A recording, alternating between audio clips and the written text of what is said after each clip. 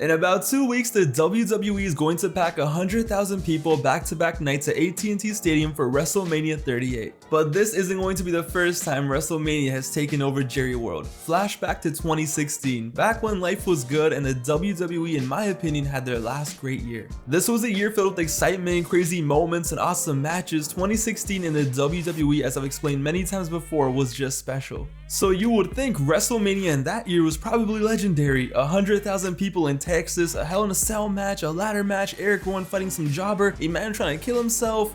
But nah, this WrestleMania sucked. This show was 4 hours and 51 minutes for absolutely no reason. A Reddit user described the show as basically the most expensive house show in history. And don't even get me started on the main event. But a large part of this was that WWE truly had it rough in early 2016. Everyone and their mom was injured going into Mania. Cena, Orton, Rollins were all GG, and if that wasn't enough, even poor old Sting was forced to retire in late 2015. But that doesn't change the fact that this show was boring. It doesn't change the fact that Lesnar and Ambrose flopped, or that a 46-year-old Shane McMahon wrestled quote unquote for 30 minutes and looked like he was about to have a heart attack before he even did anything. And then you had Triple H coming out doing a Dungeons and Dragons cosplay with a 10-minute entrance while everyone in the stadium was sleeping. And yeah, it's easy to chalk it up to injuries and say they did the best they could given the circumstances. But today we got ourselves a little challenge on our hands. It's time to rebook WrestleMania 32. It's time to take control of the WWE in January of 2016 with all the injuries still present, and honestly, it's time to fix this shit. It's time to make Mania 32 truly the best it could have been. It's your boy Pav, aka Wrestling Gifts. It's rebooking WrestleMania 32, and let's get into it. So we start off at the Royal Rumble 2016. News of Cena missing WrestleMania had dropped and all the plans were scrapped. Perfect. This is where my dumbass comes in. So it's the Rumble live from Orlando, Florida, and we're going to focus on 3 matches. One is going to stay exactly the same, and that's Dean Ambrose versus Kevin Owens in a last man standing match for the IC title. The second match is the WWE Championship match, so no, the title won't be defended in the Rumble. And going into the show, Sheamus is still a champion. After beating Roman at TLC, Sheamus walks into the Rumble still champion and once again takes on Roman in a rematch, with Roman this time finally winning and getting the belt back after interferences from Rusev, Vince, you name it. Basically everything they did in real life on Raw at the end of 2015, we just do it here at the Rumble. So as of Royal Rumble 2016, Roman Reigns is the WWE champion. But speaking of the Rumble, it's back to normal. It's 30 men fighting for a chance to main event WrestleMania, and this is where all the fun starts. Number 1 in the Rumble, AJ Styles. He makes his debut at the same show he did in real life, except here he's number 1 and he goes into the Rumble and he ends up being the Iron Man of the match. But the match goes on, more wrestlers fill the ring, it adds up, and eventually around like number 20, guess who it is? Brock Lesnar comes out and just goes straight beast mode, man. He goes in there, destroys everyone, goes crazy, goes mental, he destroys everyone. Like AIDS in the 80s, nobody was safe, but AJ Styles somehow eliminates him. He catches Lesnar lacking, and with a kick or a phenomenal forearm or both or a gun, I don't know, somehow AJ eliminates Lesnar. And AJ will get crazy over by doing this. He'll be shook, the commentators, the crowd, everyone in the ring will be like, yo, what just happened? Even Lesnar on the outside is all confused and AJ goes back to the match. But just like Rumble 05 with Kurt Angle and Shawn Michaels, Lesnar just goes back in there and he kills AJ Styles. He goes prime UFC mode and just mauls AJ Styles. Throws him out the ring, suplexes, hits into the barricade, steel steps, yo, you name it, he does it, and everyone just watches like it's a nature documentary and you're watching a wild tiger eat its prey. Lesnar kills AJ, but at the end of the day, AJ still eliminated Lesnar.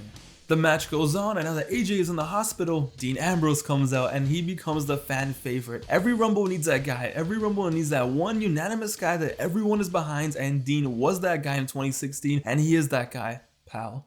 So he's in the match and he lasts till the end, and just like real life, time to play the game. Flashbacks of 2002, Triple H with the shovel comes down to the ring, and eventually the final 2 are Dean Ambrose and Triple H. It's the same idea. Triple H wants to win this match so he can go over his Roman Reigns at WrestleMania and avenge his father-in-law. Nah. Dean Ambrose comes clutch, eliminates Triple H, and wins the Rumble 2016, and he's going to WrestleMania, and boom, the most obvious matchup is set up. The main event of WrestleMania 32. It is so simple, it is so easy. Roman Reigns, the WWE champion, versus his former Shield brother, Dean Ambrose. It writes itself, no need to overcomplicate it, it's the perfect main event.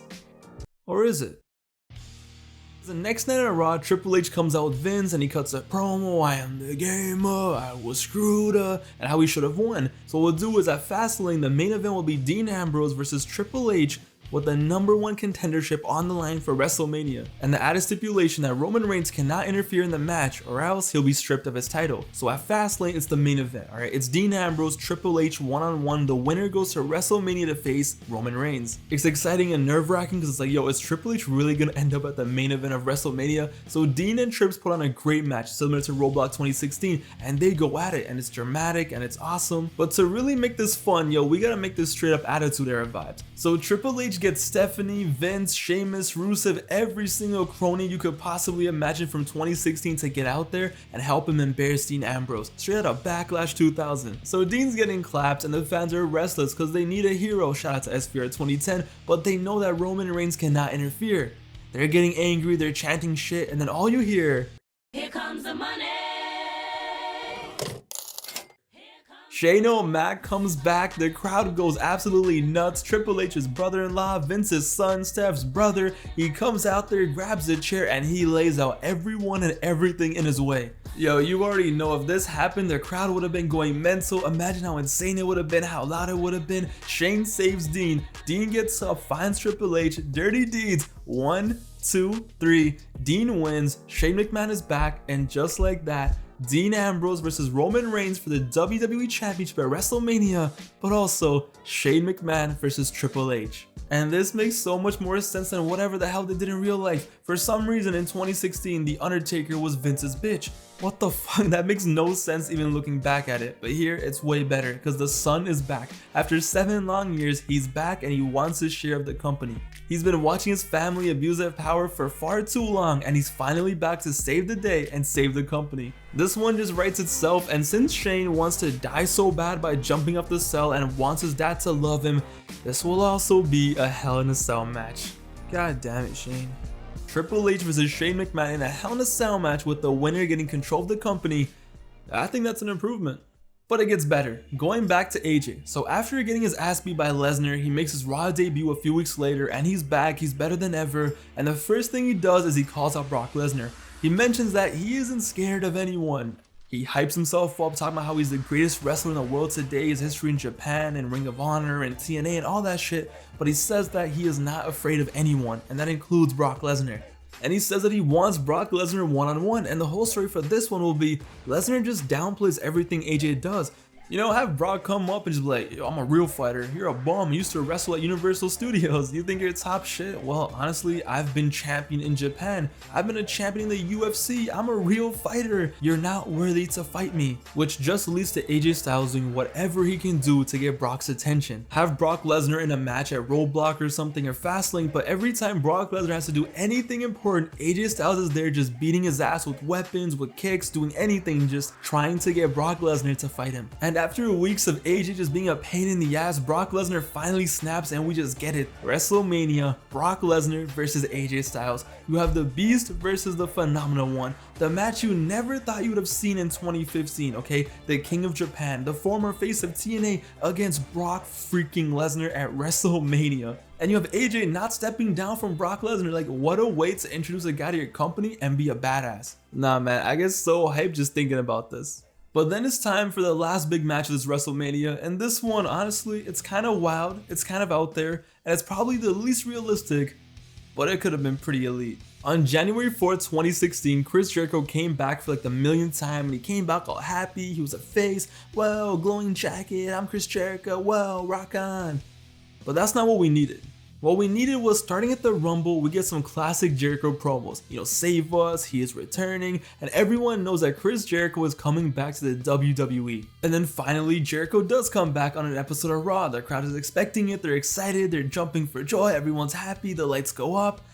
But Jericho doesn't come back with a jacket. Nah. Jericho comes out wearing his suit and he is back to 2008 Jericho, calling everyone hypocrites and parasites, It's classic heel Jericho. And it's simple, he's here to do one thing and one thing only. He simply wants to be and end the legacy of the biggest hypocrite, the biggest parasite in the WWE, the man who is a shell of his former self. He wants to cleanse the world of The Undertaker. He wants to cleanse the world of The Undertaker. Heel Chris Jericho challenges a dead man, and Jericho is just tired of Undertaker getting all the praise for everything he does, even though Taker lost at Mania, even though he can barely walk.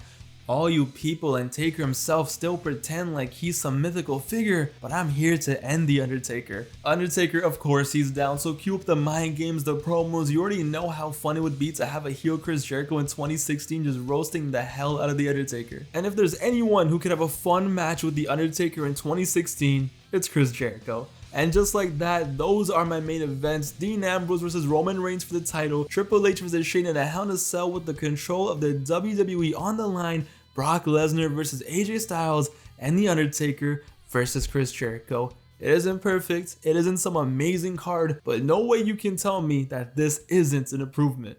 Hey man, I took lemons and I made lemonade. Shout out to Gucci man. So fast forward to April 3rd, 2016. It's time for the grandest show of them all in front of 100,000 buffoons. It's WrestleMania 32, and the show starts off with what I think is a perfect opener for a Mania like this: the Usos versus the Dudley Boys versus the New Day in a 3-team ladder match for the Tag Team Championships. It's going to be a car crash, it's going to be a crazy spectacle, and it's 3 teams who without a doubt will go absolutely off in this match. And since it is Mania, it's all about having fun. We can definitely recreate what happened in real life. Have the League of Nations attack the winners after the match, just for the 3 legends to make a little comeback and get their moment in front of 100,000 people. The second match of the night for the IC Championship. Remember how in 2016 everyone wanted Owens versus Sammy at Mania 2016? Well, yo, here you go. Just take it and go. It makes all the sense in the world. Just take the exact same match they had at Battleground 2016 and just move it here to WrestleMania. It would have been a great match and such a showcase of their talent, such a great way to show everyone what they're all about. And the storyline is right there. 2 former friends who started in the business together, now they're at Mania fighting in front of all these people, trying to see who's the best. And if there's one thing you have to keep on this show from the original one, it's the fantastic women's match. Back in 2010, no one would ever thought a women's match would be the match of the night at WrestleMania in the next 6 years, 10 years, 20 years. But yo, they did it in 2016, and this was such an important match in wrestling history. Except, Sasha definitely has to win for the culture. Come on man, you can't have Snoop Dogg perform your theme song and you not win. But then it's time for one of the first major matches of the show. It's Lesnar, it's AJ Styles, it's beautiful, it's magic, it's lovely. Yo, you just know this would have been a banger. There's no way this wouldn't be. First of all, Brock would have actually cared and would have actually been down to do stuff in this match because he doesn't hate AJ Styles like how he hates Dean Ambrose. But the typical big Lesnar versus little guy matches are always elite and they're always fire, and this is no different, and this just isn't some next little guy. It's AJ Styles. We know what they can do in the ring, we've seen it, but at WrestleMania, this would have been awesome. The crowd would have been so behind AJ, all the near falls, his high flying moves, everyone would have been believing like, please AJ, let's go. And you have Lesnar carrying and selling. Trust me, this would have been a classic, this would have been a top tier WrestleMania match, this would have been such a memorable match. AJ does everything he can to win, but it doesn't work. Lesnar would still be there, he would still survive through everything, and he would catch AJ and boom. It'll be such a good match though. It doesn't matter if AJ loses because it wouldn't mean a thing. I mean, in real life, AJ lost to Jericho and it was all good. So a loss to Lesnar is nothing in the long run. But what an introduction to the world this would have been for AJ Styles to pull up to WrestleMania and go straight to the top with the biggest draw the company has. Triple H versus Shane McMahon, Hell in a Cell. It's WrestleMania in the 2010, so 1, you already know that Triple H needs his longest entrance. 2, Shane wants to make his dad proud by trying to kill himself. You already know, man, what a time to be alive. Alright, but for real, this match could have been really good, okay? 20 minutes tops, okay, that's it. 20 minutes max, fast paced, pack as much shit in as possible, because the last thing we need is another 30-minute Triple H classic at Mania. And we definitely don't need Shane McMahon passing out. And we definitely don't need Triple H getting some funky ideas, seeing the Hell in a Cell and having flashbacks of Bad Blood and trying to have a 47-minute match. No, just stop it, Triple H, just stop it. 20 minutes tops, okay? 2 family members just killing each other, and yes, Shane, since you want to die so bad, go jump off the top of the cell and miss and die, or if you want to hit it and kill Triple H, go for it, YOLO, do whatever you want, but 20 minutes tops, fast-paced, action, brutal, whatever happens, happens, but at the end of the day, Shane McMahon pulls off the win and he beats Triple H. And that's all I want. Shane wins, he's back in the WWE, he has the power and the fans are happy, he's happy. Sure, Vince might be sad that his real son lost, but it's fine, he'll get over it. But it would be a really cool spectacle and an action-packed match, and this just makes sense. In real life, Shane lost at Mania 32 and the next night he got power anyway, which makes no sense. At least here, it makes sense, he wins the match, the fans are happy, and everyone wins. Also, I guess you can insert The Rock's flamethrower fetish promo here if you please. But then the co-main event, the match that never happened at WrestleMania, two men who have never had a one-on-one pay-per-view match ever before, and that is blasphemy. Chris Jericho versus The Undertaker in his home state of Texas. Sadly, there's no streak, it's not prime CM Punk out there, it's 46-year-old Jericho, but I'm sure Jericho can get a fire match out of Taker, okay?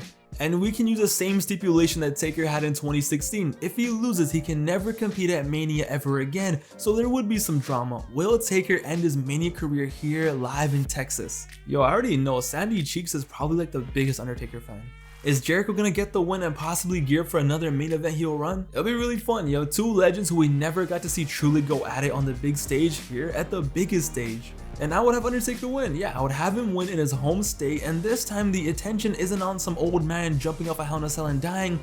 It's all on him. He wins the match, it's a great match, and he leaves AT&T Stadium, he leaves the ring with his held up high with an ovation he deserves, and maybe, just maybe, if this match ends up being good enough, if he's happy with it, maybe he retires after this. I don't know. But you could go either way, either Jericho can win or Taker, but at this point, it's Texas, might as well have Taker win. Lastly, the main event, the WWE Championship on the line. Two brothers, former Shield members, two men who know each other better than anyone, and a WrestleMania main event without some part-timers. Who would have ever thought? Okay, no way the crowd falls asleep for this one like they did with the Triple H match, okay? And maybe, just maybe with all the Shield tie-ins and the references, maybe the crowd is more split than we think. Maybe this way more fans would actually cheer for Roman Reigns. The near falls, the teases, the callbacks, I don't know. They would have had so much in their arsenal to truly make this a top-tier WrestleMania main event. And the question would be though, who wins? Now the WWE, of course, they would want Roman Reigns to win, and most fans are probably gonna want Dean Ambrose to win. So what do? You know the match is gonna be good, but at the end of the day, most people are only gonna remember the ending. So what ending do you do? YOLO, dirty deeds, boom, 1, 2, 3, the 2016 Royal Rumble winner wins the title at Mania, nothing more to it, it's simple, just like that. Dean Ambrose wins, the crowd would go crazy, everyone would love it, and what a way to end WrestleMania in Dallas, Texas. What a way to end one of the biggest WrestleManias ever, and yo, does it set up a Roman Reigns heel turn? Maybe, I don't know, we'll see. But on this night, it ends with Dean Ambrose on top, closing off WrestleMania 32.